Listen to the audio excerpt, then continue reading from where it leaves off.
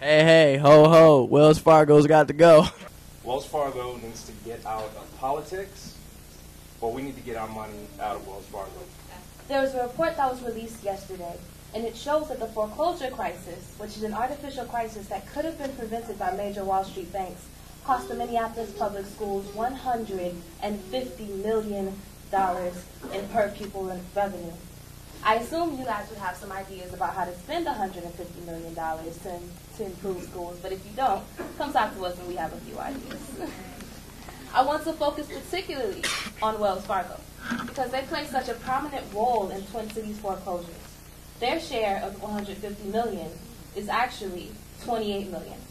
They also gave a disproportionate number of subprime loans in communities of color in Minneapolis, setting up minority communities to fail while white borrowers get the same or better interest rates.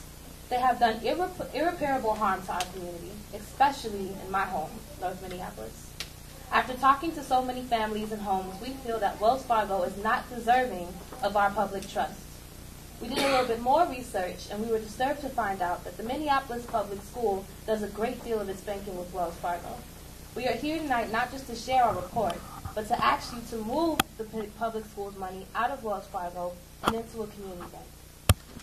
The foreclosures, Wells Fargo, however, has hurt schools in other ways. Through their leadership of the Minnesota Chamber of Commerce, Wells Fargo executives actively campaign to support anti-tax candidates in the legislature, resulting in $700 million school shift that costs every school district money it could not afford. We're outraged that a corporation that wants to do business in our community would work to prevent our community from getting the revenue we need to operate our public institutions. We're outraged that an organization that hides money in the Cayman Islands to avoid paying its fair share of taxes had such a prominent voice in setting Minnesota's tax policy. It's not an ironic coincidence that Wells Fargo is one of the largest institutional investors to the CCA. So, considering what happens when you invest with different banks, with a community bank, that money will mostly get invested into small business loans for businesses nearby in this community. With Wells Fargo, that money becomes part of a global portfolio that invests in anything and everything at our kids' expense. For example, Wells Fargo, again, is the largest institutional investor in CCA, which is the largest privatized prison corporation in the country.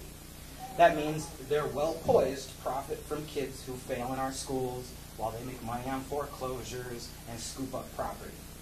On the other hand, when you invest with a community bank, the money will stay here and be put to work for small businesses that will continue to create jobs for Minneapolis Public Schools graduates. One of the best things that we could do for our kids is to give them hope in their future and local investments that create a positive economy for everybody in this room. Kids are truly our future. So please take the time to think of all the people who live now, currently in Minneapolis, and in the future, and please move our money.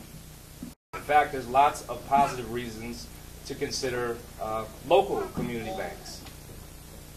In the past month or so, NOC has met with local banks to make sure there are, in fact, good options for Minneapolis Public Schools to consider when you consider where you bank. There are banks that have the capacity and that invest locally in this community. As an example, Bremer Bank's profits get invested in the Bremer Foundation, a nonprofit that gives grants that fund many of the services that help the neediest people in our community. There are also credit unions that provide institutional banking services and function as nonprofit organizations that serve their members. We're not promising that Wells Fargo isn't the cheapest banking option, because it might be. We're telling you that we can't afford to keep investing in irresponsible corporations that harm our community, and it's worth it to bank locally. So, Anthony, the call for divestment from Wells Fargo, I mean, how do you think it relates or perhaps doesn't relate to the Occupy Wall Street protests the last month here and all over the country? Yeah. Well, I think in some ways it's very specific to North Minneapolis, right? In some ways it's a local movement. We're targeting our neighborhood, and we'll put it a different way. Wells Fargo, through predatory lending practices, has had a dramatic effect on certain local communities.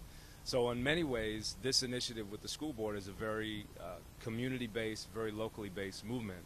But I think with regards to the whole Occupy movement that's sweeping the nation, it's lots of people with local issues realizing that they have allies and friends in other parts of the country dealing with the same types of issues. And people are waking up to this notion that there are common denominators, there are common root problems, and there are common perpetuators of these problems. And so people are realizing my problem in my local school board, wait a minute, there are millions of students across the country dealing with the same thing. Maybe there's a way that we can all act on this together. And it seems to be happening in a real organic way, and a real authentic way. Where that heads is a whole other question, but I'm excited by the possibility of people realizing that their local issues are national issues, are global issues, and there are things that we can do to organize around them. Well, Bremer Bank is just an alternative, right? We're not lobbying for any particular bank. The school board can move it wherever they see fit. However, Bremer Bank is a bank that was not involved in the predatory lending practices that led to the foreclosure crisis. They're not seizing homes at a massive, aggressive pace like some of the big banks are. They fund nonprofits that reinvest in the community. So there's lots of things about a Bremer Bank, whether it's literally Bremer Bank or not, that are positive, where that money is not being reinvested in things that are harmful to the community. And we support any bank that can recycle the money in a local way without preying on the community.